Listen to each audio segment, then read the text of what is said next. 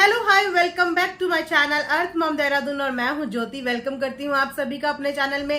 दोस्तों, अगर आप चैनल में न्यू है तो मेक श्योर चैनल को जरूर सब्सक्राइब कर दीजिए। आप लोग वीडियो तो देखते हो पर कहीं ना कहीं चैनल को सब्सक्राइब करना भूल जाते हो, सो प्लीज चैनल को सब्सक्राइब जरूर कर दिया करो। आइए without further delay let's get start the video.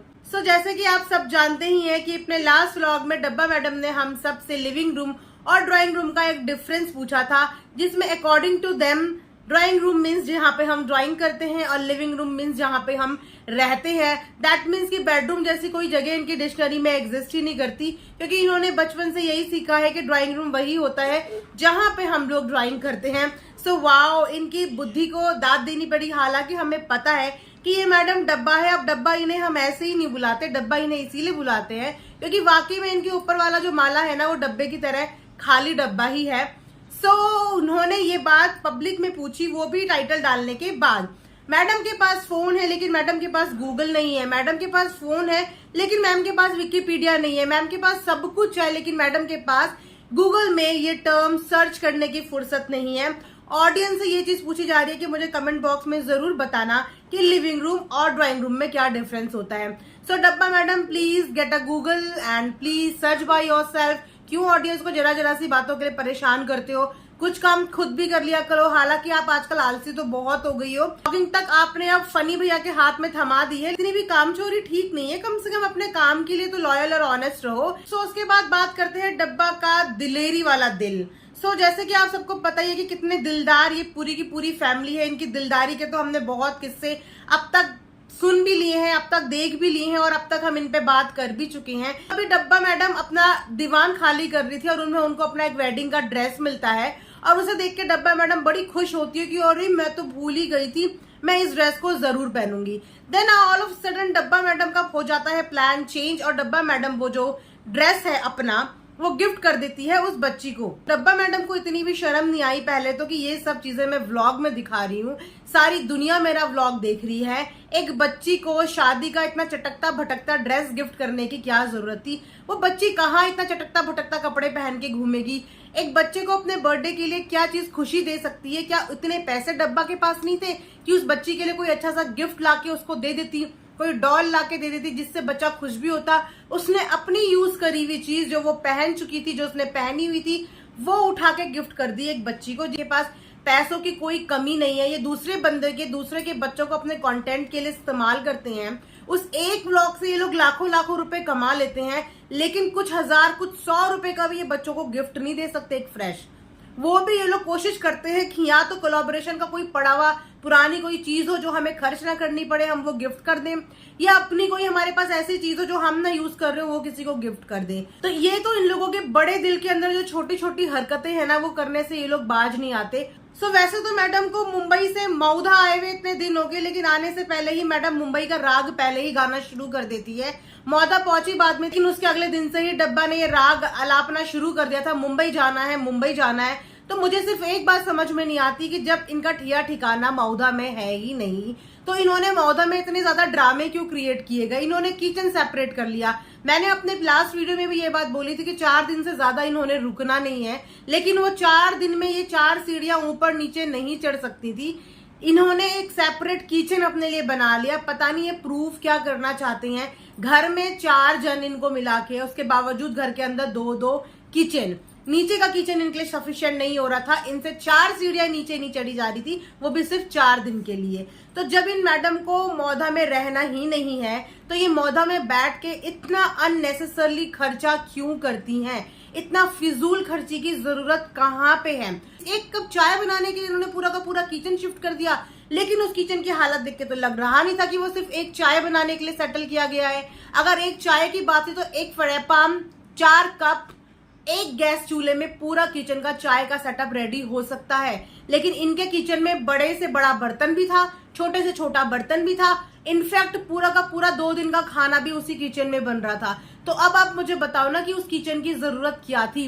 इससे अच्छा तो अगर इनके पास इतने ज्यादा फिजूल पैसे हैं तो किसी जरूरतमंद को दान दे दो, जिनको जरूरत है उनको दे दो, किसी की पढ़ाई को स्पॉन्सर कर लो। तुम पे इतना पैसा है तो किसी की बच्चे की पढ़ाई को स्पॉन्सर कर लो ना। लेकिन नहीं, मजाल है कि ये लोग सही जगह पे सही पैसा लगाएंगे। ये फिजूल पैसा खर्च कर सकते हैं लेकिन सही जगह पे वो पैसा कभी भी नहीं लगाएंगे।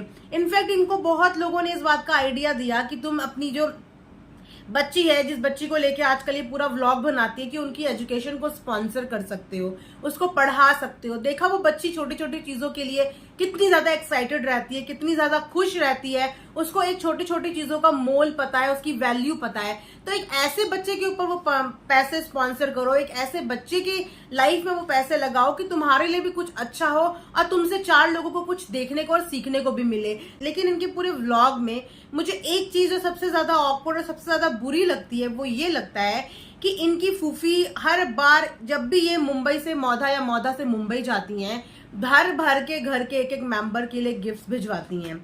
चाहे वो इनकी मम्मी हो, चाहे वो इनकी भाभी हो, सबके लिए इनकी फूफू अपनी हैसियत से बढ़ चढ़ के गिफ्ट भिजवाती हैं। लेकिन जब भी ये मुंबई से रिटर्न आती है, ये उनके लिए कुछ भी अपने साथ नहीं लेके आती। इनकी मम्मी कुछ भी नहीं भिजवाती। रक्षाबंधन चला गया, उसका गिफ्ट तक इनकी मम्मी ने अपने हाथ से नहीं भिजवाया। लेकिन लेने के टाइम पे अम्मी की पूरी एक लिस्ट तैयार होती है कि प्याज तक मत छोड़ के आना मौधा में, प्याज तक मौधा से लेके आना। तो देने के टाइम पे इन लोगों के हाथों को क्या हो जाता है? या लेने के लिए सिर्फ ऐसा ही हाथ करना आता है, देने के लिए ये सिखाना क्या इनको कोई भूल गया था कि भाई इस तरीके से दिया भी जाता है, हर बार ऐसे ऐसे करके लिया ही नहीं जाता। अभी ये चालू अप्पी जितना गिफ्ट अपनी फूफी के वो घर में बेबी होने पे नहीं देके आई होगी, उससे 2 गुना इनकी फूफी आके इनको देके चली गई। और खाने की तो हद पूछो ही मत। अगर एक टाइम का इनके घर खाना बनता होगा ना तो 2 टाइम का खाना इनके घर में पैक होके आता ही है। अधिकतर इनकी फूफी के यहाँ से इनका खाना पैक होके आता है। खाने में बिरयानी सब कुछ आता है। और नाम के लिए मैडम डाइटिंग करती है, भगवान जाने इनका कौन सा खाने वाली डाइटिंग होती है। लेकिन खाना तक इन्हें बनाना नहीं पड़ता। इतना सुकून और इतना पलकों पे नाजों में इनकी फूफी इन्हें रखती है। इनके लिए गिफ्ट लाई, इनके साथ साथ फनी के लिए गिफ्ट लेके आई, इनके साथ साथ खाने का सामान लेके आई, सब कुछ लेके आई। चलो बाकी सब चीजें छोड़ दो, फूफी के घर में भी तो बेबी हुआ था और उन्होंने उस बच्चे की खुशी में बच्चे की बुआ को कितना कुछ भिजवाया, कितना कुछ दिया। तो बेबी तो इनके घर में भी हुआ था, तो इनकी मम्मी अब फूफी के लिए कुछ भी भिजवाना कैसे भूल गई? अरे इतनी तो शर्म कर लो, जब तुम उनके व्लॉग में, जब तुम अपने व्लॉग में उनके इतने सारे गिफ्ट खोल खोल के दिखा सकते हो। दीपिका मैडम ने भी बेबी के पूरे गिफ्ट दिखाए थे जो इन्होंने भेजे थे, इन्होंने भी पूरे गिफ्ट दिखाए थे जो फूफी ने इनके लिए भेजे थे। तो थोड़ी तो शर्म कर लेते कि एक व्लॉग इस चीज का भी बना देते कि देखो हमने मुंबई से फूफी के लिए क्या क्या भेजा है। लेकिन नहीं, ऐसा ये लोग क्यों करेंगे? ये लोग करेंगे तो इनके पैसे नहीं कम हो जाएंगे, इनकी इनकम से एक 0 नहीं घट जाएगा? ऐसा ये बिल्कुल भी नहीं करेंगे। So last but not least, इस चीज की तो अब तक सबको आदत हो ही गई होगी कि फनी भैया की इंसल्ट करने का एक भी मौका ये चालू अप्पी गंवाती नहीं है। उसके बाद सबसे ज्यादा बुरा भी इनको लगता है अगर फनी भैया के लिए कोई भी कुछ हार्श कमेंट पास कर दे। लेकिन अपने हर व्लॉग में ये उन्हें पता नहीं क्यों नीचा दिखाने की इतनी कोशिश करती हैं, चाहे वो उनकी स्टडी से रिलेटेड हो, चाहे वो उनके गिफ्ट से रिलेटेड हो, चाहे वो उनकी ड्रेसिंग से रिलेटेड हो, और तो और चाहे वो उनकी किसी भी कॉमेडी एक्ट से रिलेटेड हो। हर चीज में ये उन्हें डोमिनेट करने की पूरी कोशिश करती है। अपने ही हस्बैंड की बुराई, अपने ही हस्बैंड की इस तरीके से खिल्ली कौन उड़ाता है? जब इनके हस्बैंड ने कहा कि मैं ट्यूशन पढ़ाऊंगा, मैं कोचिंग क्लास शुरू करूंगा, तो इनको 2 सेकंड नहीं लगे ये बोलने में कि हाँ तुम कोचिंग शुरू करो, हाँ तुम बच्चों को पढ़ाना तो बच्चे नीचे से फर्स्ट आएंगे। वाह वाह वाह, कितना अच्छा जोक क्रैक किया है आपने अपने हस्बैंड के ऊपर। किसी काम में तो अपने हस्बैंड की तारीफ करो, काम तुम उनका सेटल करा के दे नहीं रही हो, व्लॉगिंग में तुम उनकी पूरी भरपूर मदद ले रही हो, नाराज तुम उनसे जरा सी बात पे हो जाती हो, पूरा का पूरा फुटेज तुम उनसे ले रही हो, पैम्परिंग तुम अपनी करवा रही हो, जिद तुम अपनी मनवा रही हो।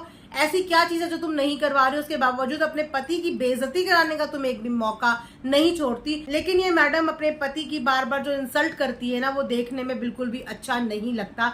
कहीं पे तो उनको प्रेज करो, कहीं पे तो उनका मोरल बूस्ट करो। वो तुम्हें पूरा सपोर्ट करते हैं, तुम्हारी व्लॉगिंग के लिए पूरी हेल्प करते हैं, तुम्हारा कंटेंट क्रिएट करने में तुम्हारी हेल्प करते हैं, तुम्हें यहाँ से वहां, वहां से यहाँ सारा दिन घुमाते हैं, फिराते हैं। तुम्हारे हिसाब से मुंबई रहते हैं, तुम्हारे हिसाब से मौधा आते हैं, तो तुम्हें उनकी कुछ तो रिस्पेक्ट करनी चाहिए। सो गाइज, ये था मेरा आज का एक रिएक्शन चालू अप्पी एंड फैमिली के लिए। आई होप कि आप लोगों को पसंद आया होगा, पसंद आएगा तो like share and subscribe and sorry and thanks for watching earth mom Dehradun.